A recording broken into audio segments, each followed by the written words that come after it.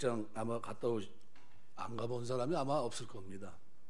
오늘 본문은 장례식장에서 암송했던 내용입니다. 그래서 이 말씀은 마치 누가복음 12장 13절에서 21절 보시면은 예수님께서 어리석은 그 부자 농부의 비유를 배경으로 형성하고 있는 말씀으로도 이해하고 있는 그런 말씀이 되겠습니다.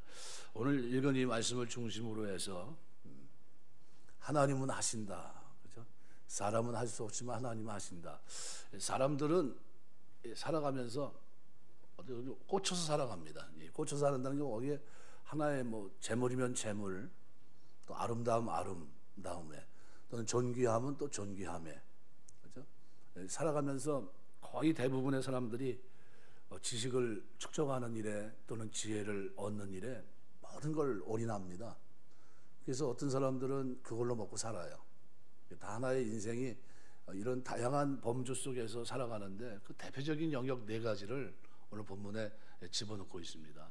그런데 그 네 가지를 얘기하면서 지혜자는 이런 얘기를 합니다.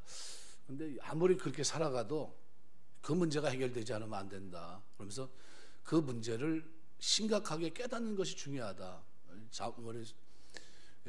잠언도 그렇고 전도서에 보면, 특별히 잠언 성경에 보면 어디 가는 게 잔치집 가는 것보다 초상집 가는 것이 낫다. 이유가 뭡니까? 자기의 운명을 언젠가는 가늠해 볼 수 있기 때문입니다. 나도 언젠가는 이 길을 가겠구나. 그걸 생각해 볼 수 있다는 거죠. 잔치집에서는 그런 걸 생각하기가 쉽지 않은데 초상집에서는 어떻게 해요?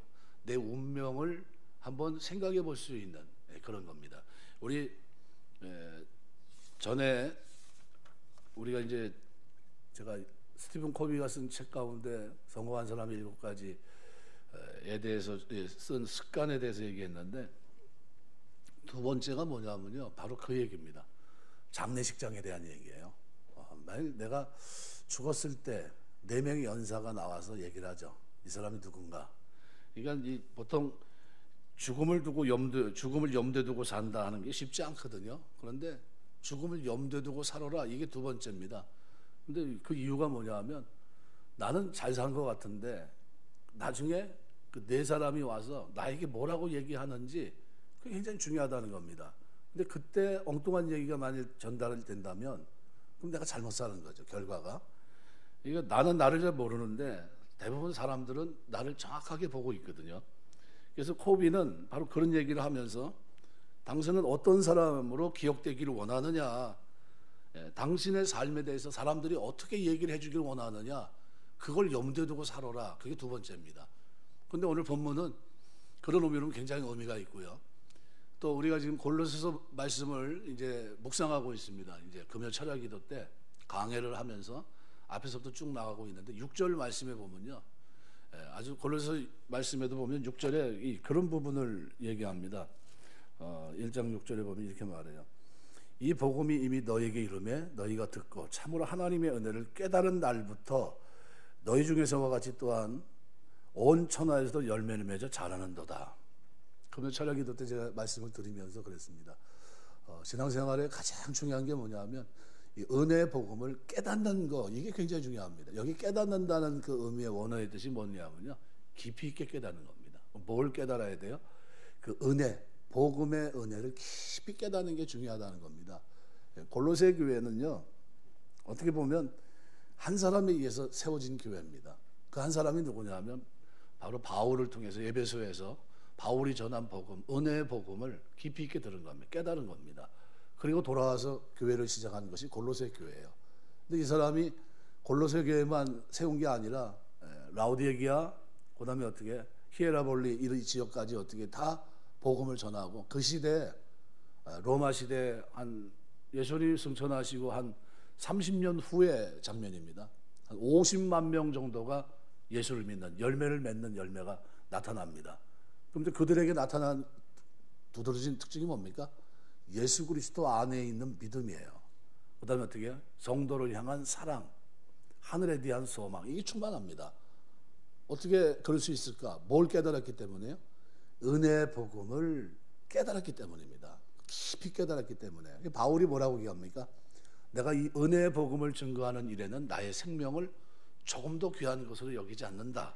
여러분, 이 은혜의 복음을 깨닫느냐 깨닫지 못하느냐, 성경이 말하고 있는 구속에 대한 이 진리를 깨닫느냐 깨닫지 못하느냐가 대단히 중요합니다. 그래서 오늘 본문을 보시면요, 네 가지를 쭉 얘기합니다.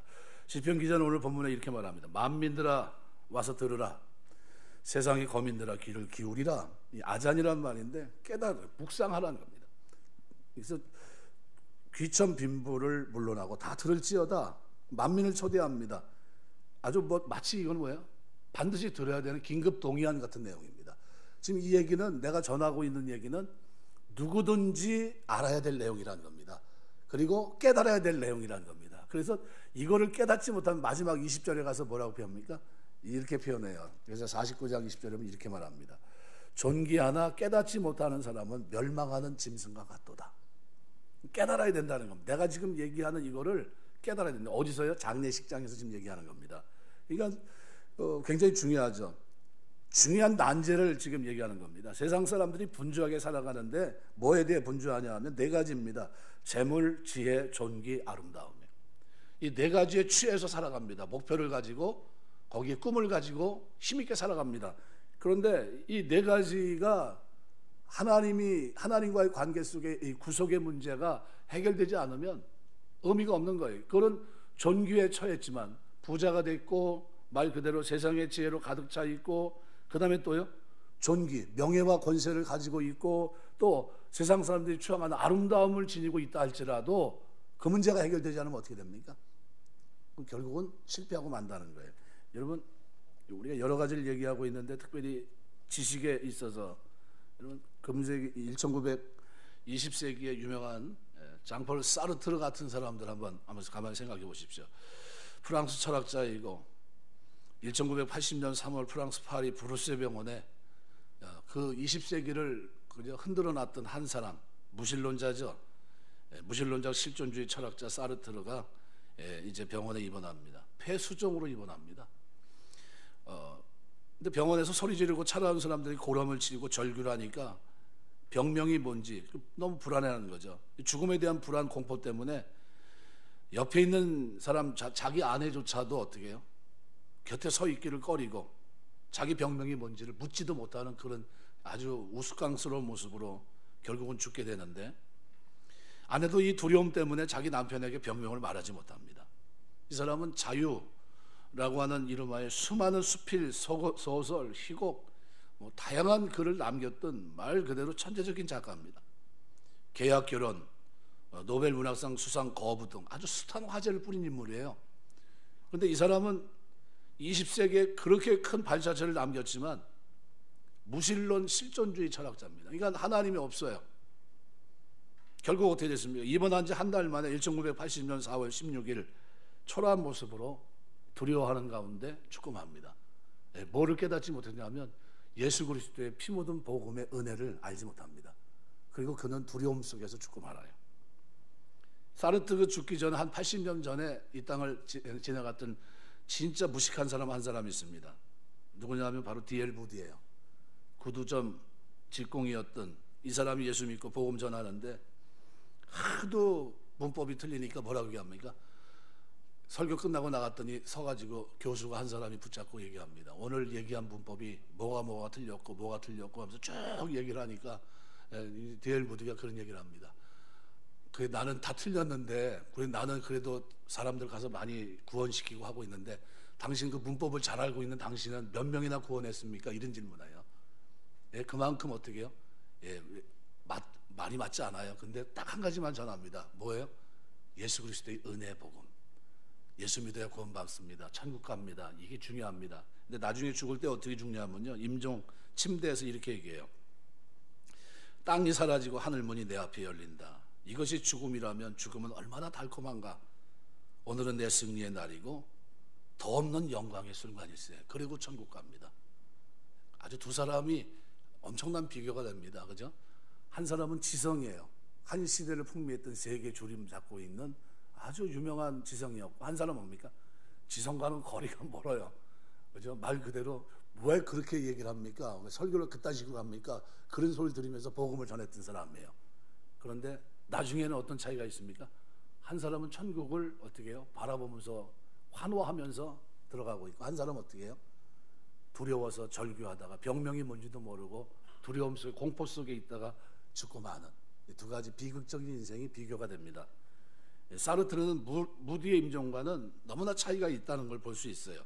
사르트르는 이렇게 얘기합니다. 모든 사람은 이것이든 저것이든 하나를 선택한다. 그리고 그들은 그것에 대해 책임을 져야만 한다. 무신론도 책임이에요. 믿지 않는 것도 책임이고, 오늘 49편은 왜 예수를 믿어야 되는지를 얘기합니다. 왜 구원받아야 되는지, 구속이 얼마나 중요한 건지, 속전이 얼마나 중요한 건지 그걸 설명하고 있어요. 그리고 그것이 해결된 사람들이 얼마나 행복한가, 바로 그 부분, 그것을 오늘 본문에서는 깨닫는 것으로 얘기합니다. 그래서 인생은요, 이 네 가지 범주 속에 있습니다. 그래서 이 생명의 구속의 문제는 죄값으로 팔린 노예 상태에서 어떻게 하면 구속함을, 구원을 얻을 수 있느냐 하는 문제인데, 시편 49편의 주제는 그래서 뭡니까? 구속이에요. 하나님의 속전, 구원의 은혜를 어떻게 하면 누릴 수 있는가?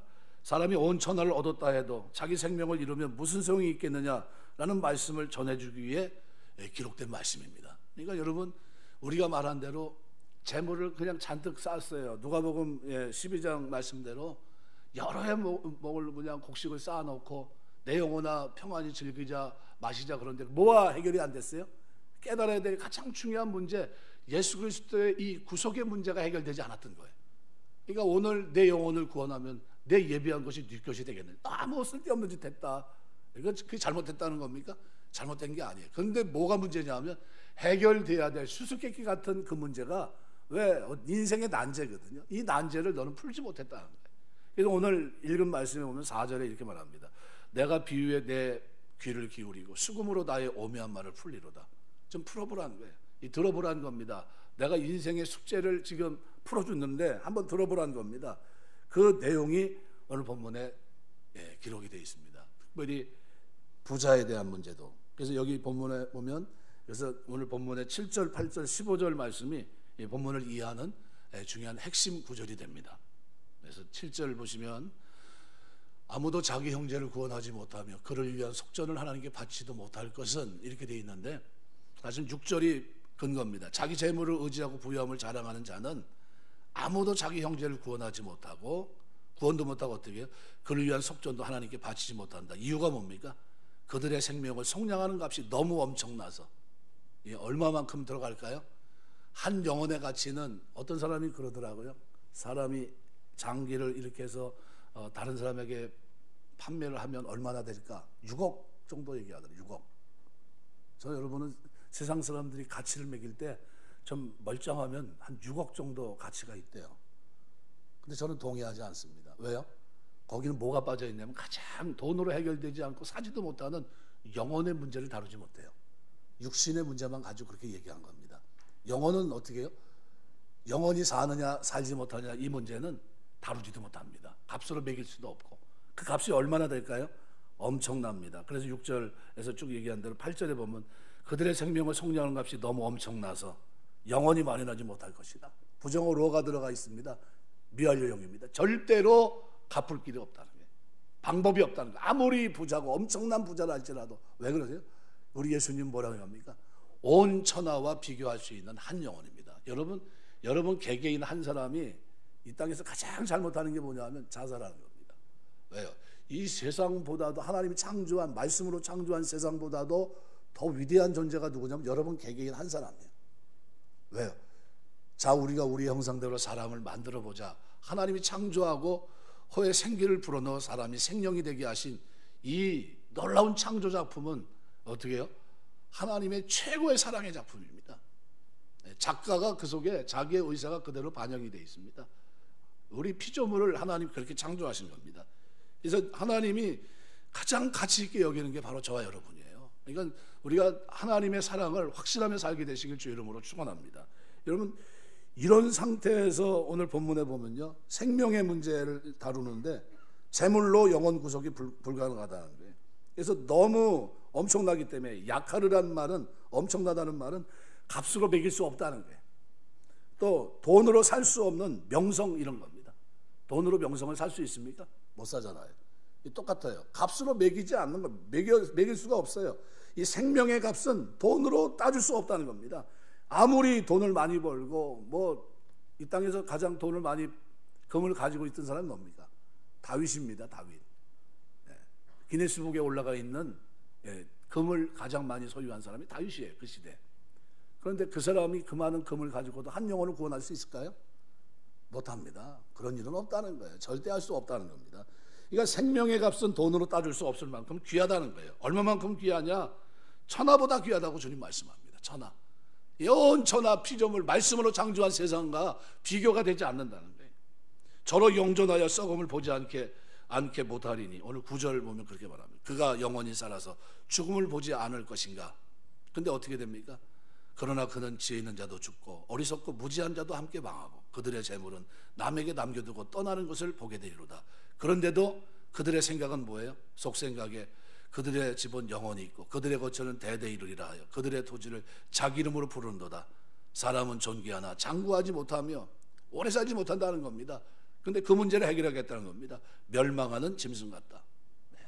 이 문제가 해결되지 않으면 어떻게 영원히 사는 문제, 그죠? 이 문제가 해결되지 않으면 그건 멸망하는 짐승과 같다는 거예요. 아무 의미가 없다는 겁니다. 영원한 심판을 받는다고 한다면 무슨 의미가 있겠습니까? 그래서 여기 7절 8절에서 얘기하는 아주 중요한, 아무도 결코 그 형제를 구원하지 못하고 저희 생명의 구속이 너무 엄청나서 영원히 못할 것이다. 그래서 제일 먼저 한 게 뭡니까? 구원의 문제예요. 그래서 이 구원하지 못하고, 이건 말 그대로 속전에 대한 얘기인데, 이 두 가지 문제를 우리가 잊지 마셔야 되고, 두 번째는 뭐예요? 지혜의 문제입니다. 지혜. 제가 아까 사르트르 얘기를 잠깐 했는데, 그렇게 지식이 넘쳐도요, 뭐 문제가 해결되지 않으니까요, 그리스도 안에 은혜를 깨닫는 이 복음, 은혜의 복음을 깨닫는 것이 없으니까요, 무신론 실천주의 철학자가 됩니다. 노벨 문학상 대상자가 되면 뭐합니까? 지옥 가는데. 의미가 없는 거예요. 아무 의미가 없는 겁니다. 지혜로도 영혼을 구속할 수 없어요. 정교다운주의에서 그렇게 얘기합니다. 지식의 최고점도 구원이 있다고. 말도 안 되는 소리를 하고 있는 겁니다. 웃긴 얘기예요. 그러니까 그런 일이 일어날 수 없습니다. 사람들이 그토록 추구하는 많은 학문, 지식으로도 구속할 수 없고 저를 영존할 썩음을 보지 않게 해줄 수 없다. 이런 의미입니다. 또 세 번째 무슨 문제가 있냐면 존귀의 문제예요. 명예, 우리가 말한 대로 존귀 여긴다는 건 뭡니까? 정점에 이런 모습이겠죠. 그런데 이 존귀함으로도 명예 권세를 가졌다 할지라도 영혼의 구속이 가능하냐? 그렇지 않다는 거예요. 다 똑같습니다. 사람들은 존귀하나 장구하지 못하며 멸망하는 짐승과 같습니다. 명예 권세를 얻었다 할지라도 그 생명의 구속을 받지 못하면 한낱 멸망하는 짐승과 같다. 똑같다는 겁니다. 또 아름다움이에요. 어떤 사람들은 이 아름다움을 간직하기 위해서 부진 노력을 합니다. 나이대를 벗어나요. 분명히 저 사람 나이는 60인데 나이대가 뭐예요? 젊어서 뭐 40대로 보입니다. 20대로 보입니다. 그러면 굉장히 좋아합니다. 사람들이. 아름다움에 대한 동경이 있어요. 그런데 그것이 목표로 이제 살아갑니다. 그죠? 근데 뭐 문제가 해결되지 않으면요? 구속의 문제가 해결되지 않으면 의미가 없다는 거예요. 언젠가는 그렇게 아름다워도 어떻게 됩니까? 한 번 죽는 것은 사람에게 정한 것이고 죽어요. 죽는 게 별거 아니더라고요. 보니까요, 호흡이 끊어지면 죽는 거더라고요. 웰빙하고 건강하고 뭐 잘 먹고 뭐 이게 좋다 뭐 저거 좋다 했는데 어느 날 보니까 그 다음 날 일어나지 않으면 죽은 거더라고요. 숨 안 쉬면 죽는 겁니다. 우리 이제 총회에서도 그렇게 좀 좋지 않게 행동했던 임태득이라는 분이 계세요. 그 안 좋은 일을 하셨는데, 아유 뭐 참 저런 사람도 있구나 그럴 정도로 그랬는데 70 정년 은퇴하고 바로 그 해 돌아가셨어요. 하나님 불러가셨어요. 그렇게 멀쩡한 사람이. 건강하고 그 사람은 100세까지는 뭐 충분히 살 사람인데, 그런데 그냥 가셨어. 근데 내가 그걸 보면서 사람이 생명이 나에게 있지 않구나. 누구에게 있습니까? 하나님께 있어요. 그래서 성경 뭐라고 합니까? 여호와를 경외하는 사람은 장수하느니라. 여러분 늘 기도하세요. 뭐 어떻게 해요? 잘 먹는 사람은 장수한다. 좋은 공기 좋은 물 마시면 장수한다. 이게 아니라 뭐 하면요? 여호와 경외하는 자는 장수하느니라. 악인의 연세는 짧으니라. 이렇게 돼 있어요. 이거 어떻게 살아야 됩니까? 하나님 사랑하고 의롭게 살아야 됩니다. 그러면 어떻게 해요? 장수합니다. 하나님 경외하는 게 장수하는 거예요. 그렇게 사시길 주의 이름으로 축원합니다. 이 교회에 갔는데 목사님이 그렇게 얘기했다고. 잘 먹고 잘 쉬고 그래야 오래 산다고 얘기했다고. 그런 얘기 한 번도 없습니다. 저는 어떻게 해야 여호와 참 경외하면 장수하는 거예요. 그러니까 내가 어떻게 하면 하나님 잘 섬기니까, 내가 어떻게 하면 이웃에게 사랑을 베푸며 살까, 이거 고민하면 됩니다. 그러면 하나님 축복하세요. 오래 살게 하시고. 왜요? 그게 하나님 뜻이니까. 그게 굉장히 중요합니다. 그래서 재물이나 지혜나 존귀, 아름다움, 이런 것이, 모든 것이 사람이 일생 평생을 투자하고 매달리고 얻기를 원하는 겁니다. 그런데 누구나 다 여기에 꽂혀 있어요. 그렇다면 그들은 헛된 수를 하고 있는 것이고 인생을 헛살 수밖에 없다는 겁니다. 어떤 문제가 해결되지 않으면요, 은혜 복음을 깨닫는 그 문제, 예수 그리스도의 피 묻은 복음을 믿는 이 문제가 해결되지 않으면 그건 짐승과 같다는 거예요. 아무 의미가 없다는 겁니다. 제자는 내가 비유에 내 귀를 기울이고 수금으로 나의 오묘한 물을 풀리로다. 아무도 결코 그 형제를 구속하지 못하고 저를 위해 하나님께 속전을 받지도 못할 것은 일깨워줍니다. 아무리 그렇게 해도 하나님 앞에 그걸로 속전을 드리지 못한다는 거예요. 그러니까 성경이 말씀하고 있는 속전이 뭐냐면요, 출애굽기 30장에 보시면 11절에서 16절 보시면 속전에 대한 규례가 나옵니다. 이렇게 표현합니다. 여호와께서 모세에게 말씀해 이르시되 내가 이스라엘 자손의 수요를 조사할 때 조사받은 각 사람은 그들의 계수할 때 자기의 생명의 속전을 여호와께 드릴지니 이는 그것을 계수할 때 그들 중에 질병이 없게 하려 함이라. 무릇 계수 중에 드는 자마다 성소의 세겔로 반세겔을 낼지니 한 세겔은 20겔이라. 그 반세겔은 여호와께 드릴지며 계수 중에 드는 모든 자 곧 20살 이상 된 자가 여호와께 드리되 너희의 생명을 대속하기 위하여 여호와께 드릴 때 부자라고 반세겔에서 더 내지 말고 가난한 자라고 덜 내지 말지며 너는 이스라엘 자손에게 속전을 취하여 회막 봉사했으라. 이것이 여호와 앞에서 이스라엘 자손의 기념이 되어 너희의 생명을 대속하리라. 여러분, 이 속전에 대한 규례인데요, 이스라엘 자손들의 계수함을 받은 자는 누구를 막론하고 성소의 세겔대로 반세겔을 속전으로 드립니다. 13절 또 너희의 생명을 이렇게 하는 이유가 뭡니까? 속하기 위해서. 15절 바꿔 말하면 속전을 바치지 않는 사람은 하나님의 백성인 이스라엘 자손의 수에 들어갈 수 없다. 왜? 그 이유는 생명을 속함 받지 못했기 때문이라는 거예요. 그러니까 하나님께서 속전의 규례를 통해 계시하고자 하는 말씀이 뭡니까?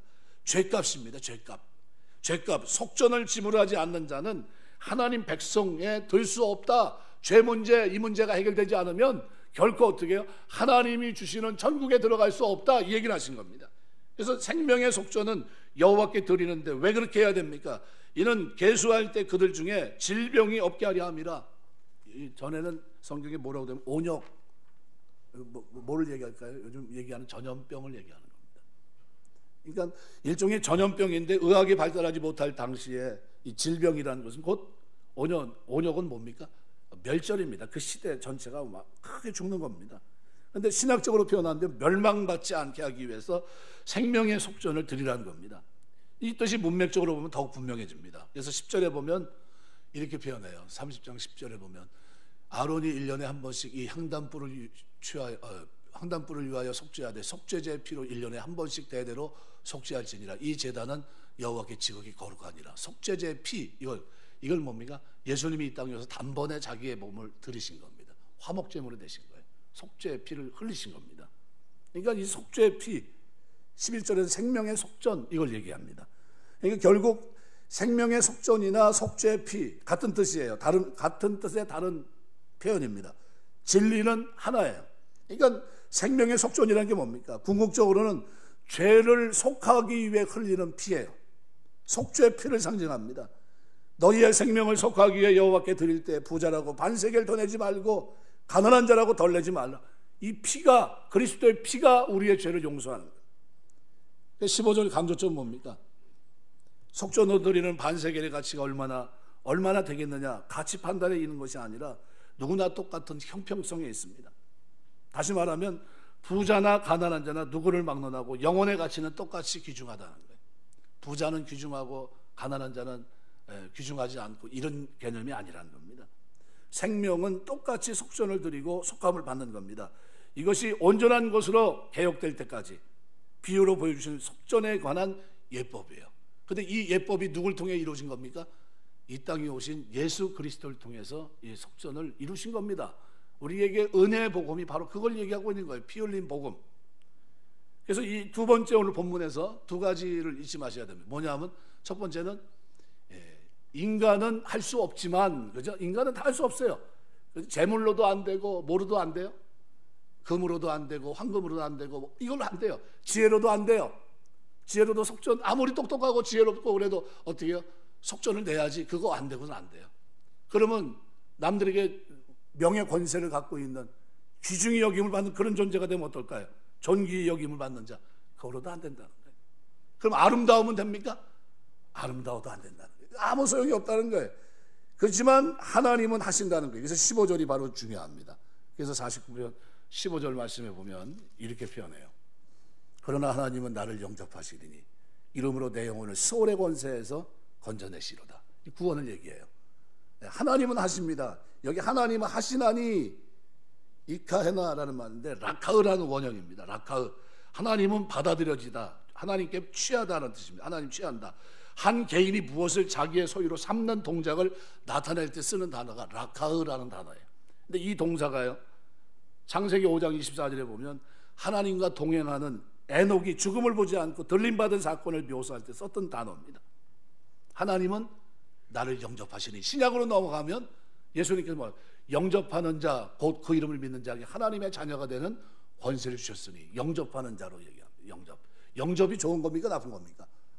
되게 좋은 거죠. 하나님이 받아준다는 거예요. 하나님이 취하신다는 겁니다. 뭐하는 사람? 속전의 문제가 해결되면 하나님이 그를 자녀로 삼아주신다는 거예요. 속전의 문제. 그만큼 중요합니다. 하나님은 나를 영접하시리니, 하나님은 해주신다는 거예요. 사람은 할 수 없지만 사람이 모든 능력, 일생을 총망라한 그 능력을 다 가지고 있어도, 네 가지를 다 갖추고 있어도 사람은 할 수 없지만, 그러나 하나님은 나를 영접하시니 할 수 있다는 거예요. 하나님은. 무슨 문제가 해결되면요? 속전의 문제. 하나님은 내 영혼을 구속하시고 음부의 권세에서 구원해 줄 수 있다는 겁니다. 어떻게, 그럼 어떤 방법으로 구속하십니까? 그 해답이 바로 7절입니다. 7절. 그래서 아까 제가 7절을 읽어드린 겁니다. 아무도 자기 형제를 구원하지 못하고 그를 위한 속전을 하나님께 바치도 못한다. 재물로는 엄청나서 갚을 길이 없어요. 이 지구를 사서 바쳐도 그거 안 된다는데, 그 재물로 그거 벌어가지고 되겠습니까? 그걸로 되겠어요? 안 된다는 거예요. 그걸로 불가능합니다. 가능성이 아예 없어요. 그래서 히브리에서 부정어로는요, 절대 부정입니다. 미완료가 뭡니까? 영원한 부정, 영구 부정. 안 된다는 거예요. 그걸로 안 된다. 인간이 가지고 있는 재물 안 된다는 거예요. 인간이 가지고 있는 지혜, 지식 안 된다는 거예요. 그걸로 존귀, 그걸로 또 안 된다는 거예요. 명예, 권세 안 된다는 거예요. 인간이 가지고 있는 아름다움 소용없다는 거예요. 그걸로는 속죄함 받을 수 없다는 거예요. 구속받을 수 없다는 겁니다. 오직 예수 그리스도의 피, 이거를 처음부터 얘기하는 거예요. 구약서부터. 이게 구속과 속전입니다. 하나님께서 이미 죄값은 사망이라고 선언했고, 그러므로 속전의 규례에서 본 바와 같이 생명을 속하기 위해서 속전, 죄값을 지불해야 돼요. 하나님이시라도 공의 하나님이 이것을 무시한다면 하나님의 공의가 무너지는 겁니다. 내가 하나님께서 속전의 규례를 말씀하신 것은 더 나아가서 하나님께서 어떤 방법으로 인간을 구속해 주실 것인가를 미리 보여주기 위함이었어요. 죄값에 팔린 인간을 속전, 피값을 지불하시고 영혼을 음부의 관세에서 구속해 주실 것을 계시한 겁니다. 시편 기자는 놀랍게도 이 진리를 깨달았고 이것을 증거해 주기 위해서 오늘 고라의 자손들은 어디서 이걸 암송했다고요? 장례식장에서 이걸 암송. 누가 돌아가시면 저 사람은 깨달은 사람이 안 깨달은 사람이야, 저 사람은 하나님을 경외한 사람이 아니야, 그걸 물어봤던 거예요. 우리는 하나님 경외해야 돼. 이 지혜가 있어야 돼. 아무리 부자로 사도 소용없어. 아무리 지혜 있어도, 아무리 존귀해도 소용없어. 아무리 아름다워도 소용없어. 뭐 해야 돼요? 그리스도를 통해서 속전, 이 은혜가 있어야 돼. 이거를 상기했다는 겁니다. 그리고 그들에게 만민에게 들으라. 세상의 거민들아 귀를 기울이라. 귀천빈부를 물러나고 다 들을. 긴급동의 아니에요. 이거 들어야 된다는 겁니다. 이거 모르면 안 된다는 거예요. 이걸 반드시 이 문제를 해결해야 된다는 겁니다. 수수께끼 같은 난제를 내가 풀었다는 거예요. 들어보라는 겁니다. 그 얘기가 49편이에요. 신약성경은 여기에 대한 해설이 풍부합니다. 베드로전서 1장 18절 19절 보니까 너희가 알거니와 너희 조상의 유전한 망령된 행실에서 구속된 것은 은이나 금같이 없어질 것을 안 것이 아니요 오직 흠없고 점없는 어린 양 같은 그리스도의 보배로운 피로 한 것이라. 이 피를 흘리면서 우리를 어떻게 피값을 주고 사신 거예요. 그걸 우리는 뭐예요? 구속하신 구속, 속전. 디모데전서 2장 6절 보면 이렇게 표현합니다. 그가 모든 사람을 위해 자기를 대속물로 주셨으니 기약에 이르러 주신 증거니라. 예수께서 하나님과 사람 사이 유일한 중보자가 되심을 말씀하면서 그가 모든 사람을 위해 자기를 속전으로 내어주셨다는 걸 말씀하고 있는 겁니다. 오늘 7절 말씀에서 자신의 재물을 의지하고 풍부함으로 자긍하는 자는 아무도 결코 그 형제를 구속하지 못하고 하나님께 속전을 바칠지도 못한다는 거예요. 왜요? 엄청난 값이기 때문에. 얼마나 엄청납니까? 지구 전체를 들어서 바쳐도 한 영혼 그 가치가 되지를 못해요. 예수께서 속죄제물이 되사 피 흘림으로 속전을 지불해 주셨다는 겁니다. 금이나 은 같은 것 가지고 죄를 속할 수 없어요. 생명이 피에 있기 때문에 피가 죄를 속합니다. 레위기 17장 11절 보면 이렇게 표현합니다. 육체 생명은 피에 있습니다. 내가 이 피를 너희에게 주어 제단에 뿌려 너희의 생명을 위하여 속죄하게 하였나니 생명의 피에 있으므로 피가 죄를 속하느니라. 피 흘림만이 죄를 속할 수 있는데 하나님은 하실 수 있다고 말씀하셨는데 어떻게 했습니까? 자기 아들을 속전을 지불하게 하신 거예요. 인간의 몸을 입고 이 땅에 오셔서 피조물의 형상을 입고 그 일을 하신 겁니다. 로마서 8장 3절 보면 율법이 육신으로 말미암아 연약하여 할 수 없는 그것을 하나님은 하시나니 우리는 다 죄 가운데 있어서 그죠? 정죄받아서 아무도 할 수 없는데 하나님은 그걸 하셨어요. 하나님은 할 수 없는 그것을 하나님은 하십니다. 율법은 우리를 위해 속전을 바쳐주지도 못하고 구속하지도 못하지만 그렇지만 하나님은 하셨다는 게 어떻게 해주셨습니까? 큰 죄를 인하여 자기 아들을 죄 있는 육신의 모양으로 보내어 육신의 죄를 정하사 육신의 죄를 깨끗하게 하신 거예요. 육신의 죄를 자기 아들께서 정죄하사 속전으로 지불케 하시고 오늘 우리를 구원해 주신 겁니다. 하나님이시라도 죄인을 그냥 용서하시고 영접해 주신 것이 아닙니다. 속전을 지불하시고 구속하시고 영접해 주시고 내 영혼을 음부의 권세에서 구원해 주신 겁니다. 영접하는 게 너무 좋아요. 그렇죠? 에녹을 영접해 주셨듯이 속전이 지불된 그들을 주님은 영접해 주실 줄 믿습니다. 우리 은혜의 복음을 믿는 믿음이요, 이렇게 지혜롭고 이것이 이렇게 복된 겁니다. 황홀한 구원이에요. 황홀한 구원. 우리가 얻은 이 구원은요, 바꿀 수 없는 구원입니다. 돈 가지고 되는 문제가 아니에요. 세상 잘 살았다고 되는 문제가 아닙니다. 권력을 쥐고 있다고 얻어지는 구원이 아닙니다. 아름답다고 되는 게 아니에요. 형편없어도. 그래서 성경에 보면 누가 아버지 아브라함의 품에 안겨 있어요? 나사로. 어떤 나사로입니까? 거지 나사로. 거지 나사로가 아버지 아브라함의 품에 있는데 한번 가만히 보세요. 재물이 있습니까? 그렇다고 세상 사람들이 아는 대로 그 지식이 있어서 존경을 받는 사람입니까? 명예가 있어요. 권세가 있어요. 존귀 여김 받는 사람입니까? 그 문제도 없죠. 또 뭐 있어요? 아무것도 내세울 게 하나도 없어요. 그런데 딱 인간의 삶이 끝나고 나니까 어디가 있습니까? 아버지 아브라함의 품에 안겨 있어요. 누구예요? 상징적으로 하나님 품에 안겨 있더라는 거예요. 참 평안. 이게 제가 처음에 하나님 품에 안겨 있는 게 굉장히 좋은 거라고 제가 말씀드렸죠. 히브리 말로 신뢰, 믿음이라는 게 에무나다라는 단어고 여기서 파생된 단어 뭐예요? 아만이라는 거예요. 아만이라는 게 뭐예요? 믿는다는 건데 이게 뭐예요? 그 언어의 뜻이 뭐라고 그랬습니까? 예, 포대기를 쫙 펴놨는데 거기에 아이를 눕혀놓고 그 다음에 어떻게 해요? 아이를 안아서 품에 안고 있는 상태예요. 그게 믿음이란 표현입니다. 신뢰. 이러면 우리가 예수 믿는다는 게 누구 품에 안겨 있는 겁니까? 죄 문제가 해결되고 아버지 하나님 품에 안겨 있는 상태예요. 어떤 상태입니까? 빼앗아 갈 수도 없고 빼앗기지도 않는 하나님 그리스도 안에서 영원한 안식을 누리는 모습이에요. 너무 아름답지 않습니까? 이 모습이에요. 그래서 우리는 이 땅에서 깨달은 자는 누구와의 만남을 가장 귀하게 여기냐면요, 그리스도와의 만남을 가장 귀하게 봅니다. 여러분이 만난 사람 중에 최고의 사람 누굽니까? 저는 별로 없어요. 뭐 대통령을 가서 만날 것도 아니고 별 관심도 없어요. 그런데 딱 한 분만은 존경합니다. 예수님이 이 땅에 오셔서 십자가 지시고 이 은혜를 깨닫게 하신 그 성령 하나님의 은혜, 이건 잊지 않습니다. 여러분, 이 은혜가 여러분의 평생에 가장 큰 보배인 줄 믿고 여러분 마음판에 새기고 살게 되시길 주의 이름으로 축원합니다. 마태복음 20장 28절에 보니까요, 인자가 온 것은 성립을 받으려 함이 아니라 도리어 섬기려 하고 자기 목숨을 많은 사람의 대성물로 주려 함이라. 세상이 무엇으로 우리를 구속할 수 없고 속전이 되어줄 수 없는데 그것은 이유가 뭡니까? 생명의 구속이 너무 엄청나기 때문에요. 엄청나기 때문에 값으로 치를 수 없어요. 죄값은 금이나 은으로 지불되는 게 아니라 뭐예요? 피값이 있어야 되는데 흠없는 피가 필요한데 이 피가 없어요. 근데 이 피를 지불하기 위해서 누가 오셨습니까? 예수님이 오신 겁니다. 짐승의 죽음은 그림자는 될 수 있어도 인간을 대신할 수 없어요. 그럼 누가 와야 됩니까? 죄 없는 사람이 필요합니다. 그래서 이 예수님이 오신 거예요. 모든 사람은 다 죄인입니다. 중보자나 대속제물이 될 수 없기 때문에 주님의 부득이 이 땅에 오셨어요. 이것을 깨달으라는 거, 이것을 깨달으라는 겁니다. 이거를 구약에 누가 깨달은 겁니까? 오늘 고라자손들이 깨닫고 장례식장에서 이걸 암송했어요. 당신은 속전의 은혜를 아느냐? 물어본 거예요. 이 사람은 속전의 은혜를 알고 있을까? 물어본 겁니다. 예수님만이 우리의 죄를 구속하시고 속전을 지불해 주실 수 있습니다. 2000년 전에 이 일을 이미 이루셨어요. 예수님은 우리를 대신하기 위해 인간의 몸을 입고 성육신하셨고 죄 없으신 분으로 이 땅에 오십니다.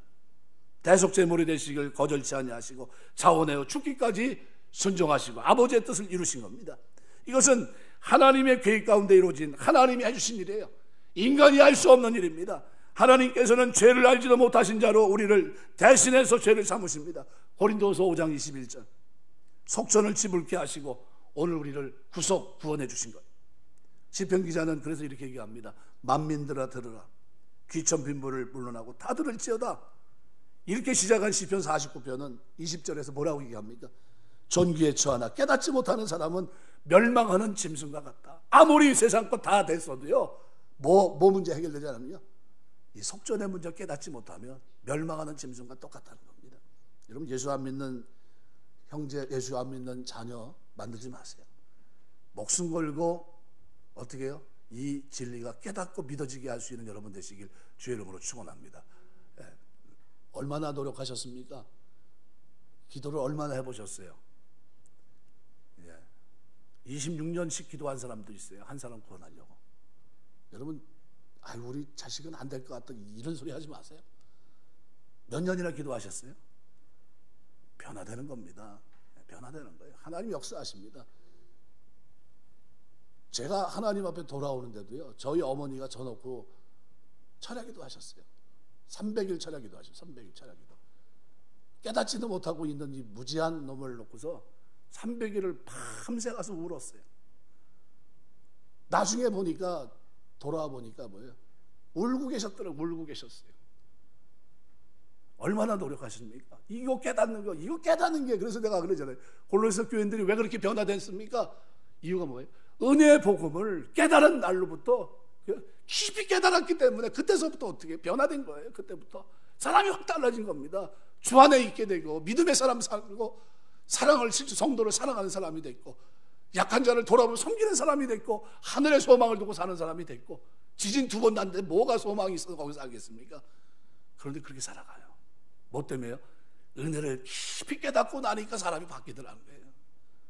우리가 은혜를 깨닫고 나면 우리가 이 땅에서 죽음 두려움으로부터 자유합니다. 걱정하지 않습니다. 그래서 깨닫지 못하는 인생이 너무나 불쌍한 겁니다. 그래서 깨닫지 못한다는 웰로 야빈이라는 히브리 말은, 야빈이란 말이 원형이 빈이라는 단어입니다. 이 단어가 분별력을 가진 지혜론이라는 뜻인데, 이게 어떤 걸 얘기하냐면 인생에서 참으로 추구해야 될 본질적인 가치가 뭔지를 분별하는 능력을 가리킬 때 빈이라는 말입니다. 빈. 인생이 참으로 추구해야 될 본질적인 가치가 뭐냐는 거예요. 인간은 죄로 인해 죽을 수밖에 없고 영원히 멸망할 수밖에 없는데, 근데 어떻게 해요? 이 속전의 규례를 통해 그리스도를 알고 하나님을 알게 되면 이것이 가장 귀하다는 거예요. 이거를 깨닫지 못하면 인생은 뭐예요? 짐승과 같다는, 짐승과 같다. 여러분, 우리 살면서 우리 주변에 짐승이 있어요, 없어요? 한번 대답 한번 해보세요. 짐승이 많습니까, 없습니까? 다 짐승이에요. 다 짐승. 예수 믿지 못해서 참 죄송합니다. 예수 믿지 않는 사람들은 짐승입니다. 뭐 때문에 짐승입니까? 야성이 있어서가 짐승이 아니라 뭐가 없어서요? 깨닫지 못하니까. 근데 이 깨닫는 게 은혜에 속해 있습니다. 은혜. 여러분이 깨달으려고 해서 깨달은 겁니까? 하나님이 어느 날 우연치 않게 섭리 속에서 하나님의 교회를 통해, 복음을 통해 여러분 듣게 하시고 믿게 하시고 깨달아지게 하십니까? 누가 하신 거예요? 성령의 사역이에요. 그래서 그 얘기를 이야기하면서 골로새 1장 8절에서 뭐라고 얘기합니까? 성령 안에서 사랑으로 행하게 하셨다, 이렇게 돼 있어요. 성령 안에서. 거기도 뭐가 되어 있어요? N이 들어가 있어요. 에이스라는 단어가 들어, N이라는 단어, 이미 성령과 성령 안에서 충만한 상태, 그 상태에 있다는 거예요. 참 놀랍지 않습니까? 말씀 맺겠습니다. 우리 신앙생활이요, 여러분 참 복받은 사람들이에요. 옆에 사람 한번 보세요. 여기 한번 보시면서 참 자세히 한번 보세요. 뒤도 한번 보시고. 왜 보시냐면 이 사람들 복받은 사람이니까 보시라는 겁니다. 그래서 이렇게 보면, TV에 보면 이렇게 보면서 뭐라 그럽니까? 아이, 참 잘 됐고 뭐 얘기합니다. 천만에요. 진짜 잘 된 사람은 어디면 교회 다 있어요. 교회에서 지금 예배 드리고 있습니다. 지금 얼굴 한번 잡아보세요. 앞이 침침해서 잘 안 보여도 보세요. 이렇게 보세요. 이 사람들이 다 복받은 사람들입니다. 뭐가요? 깨닫는 은혜를 통해서 하나님 앞에 예수 그리스도 믿고 이 속전의 문제가 해결되고, 그죠? 피 흘림을 통해 사함을 얻고 자유자가 되고, 이제는 어떻게 해요? 하나님 백성으로, 하나님이 누굴 영접하듯이, 에녹을 영접하듯이 영접할 수 있는 그런 사람이 됐다는 거예요. 이거를 시편 49편에서 말씀하고 있는 겁니다. 그것이 없는 사람들은 멸망하는 짐승과 같다. 말씀 맺겠습니다. 아프리카 중남미에 여행을 가려면 반드시 맞아야 되는 주사 가운데 하나가 황열병 주사입니다. 황열병이 뭐냐 하면요, 고열, 근육통, 출혈들을 수반하면서 피가 섞인 흑색 물질을 토하다가 발병하게 되면 5일에서 10일 사이에 죽습니다. 아주 심한 전염병입니다. 이것 때문에 아프리카가 엄청나게 많이 죽었었는데, 근데 백신이 생깁니다. 1927년 서부 아프리카에 사는 아시비라고 하는 토인이 가장 먼저 황열병 접종을 받게 되고, 그로 인해서 황열병 백신을 얻어냅니다. 오늘날에 이르기까지 모든 기관에서 제조한 수많은 황열병 예방 주사약은 사실상 이 토인의 피에서 유래된 겁니다. 아시비라는 사람이, 이 토인의 한 사람의 피가 열대 지방의 무수한 사람을 황열병의 고통, 사망, 이 죽음으로부터 그를 구원하는 원천이 됐던 겁니다. 그런데 이 흑인의 피와는 상대도 되지 않는 만큼 놀라운 영향력을 끼친 피가 2000년 전에 이 땅에 오셨습니다. 예수님입니다. 십자가에 흘리신 보혈입니다. 이 피는 인간이 절대 해결할 수 없는 죄 문제, 하나님 앞에 갈 수 없는 그 문제를 해결하신 피예요. 구속의 은혜입니다. 우리의 속전을 지불하신 거예요. 인간이 절대 할 수 없는 그것을, 바이러스 같은 죄라고 하는 질병을 완전히 치유한 완전한 유일한 해결책이에요. 장대 위에 달린 노뱀처럼 쳐다보는 자는 살리라 한 그대로 그리스도를 믿는, 은혜의 복음을 믿는 자들에게 주시는 구원의 은혜를 2000년 전에 이 땅에 그리스도께서 하나님의 사랑을 확증하는 놀라운 사건을 우리에게 주신 겁니다. 에베소 1장 7절은 이렇게 표현합니다. 우리가 그리스도 안에서 그의 은혜의 풍성함을 따라 그의 피로 말미암아 구속, 죄사함을 받았느니라. 여러분, 우린 어떤 사람들입니까? 행복한 사람들이에요. 그러나 우리 주변에는 아직도 이 행복을 모르는 사람들이 많습니다. 네 가지 범주 속에서, 또는 하나의 카테고리를 만들어서 사람들이 일생을 목표로 꿈을 가지고 달려가는 비전이 있을 겁니다. 그 꿈을 가지고 치닫고 있습니다. 그러나 그 무엇으로도 내가 정점에 서 있는 그 위치에 있다 할지라도 그리스도의 피 이 문제, 예수 믿는 이 문제가 해결되지 않는다고 한다면 그는 하나님이 영접할 수 없는 이 땅에서 가장 무지한 인간이 될 수밖에 없어요. 사르트르의 죽음과 무디의 죽음은 그 차이를 보여줍니다. 지성은 죽었지만 지옥 갔고, 말 그대로 무식한 그는 십자가의 은혜의 복음을 증거하며 돌아다녔지만 그는 천국의 백성이 됐습니다. 오늘 우리가 이 땅을 살고 있는 이 삶의 여정 속에 가장 오묘한 진리를 깨닫는 겁니다. 그것이 뭡니까? 예수 그리스도를 믿는 믿음, 은혜의 복음을 믿는 이 믿음입니다. 이 믿음이 여러분 마음속에 있어서 여러분 믿을 뿐만 아니라 앞으로 살아가는 동안 이것을 모르는 사람들에게 여러분이 전하며 사는 그리스도의 정인의 삶을 사시는 여러분 다 되시길 주의 이름으로 축원합니다. 기도하겠습니다.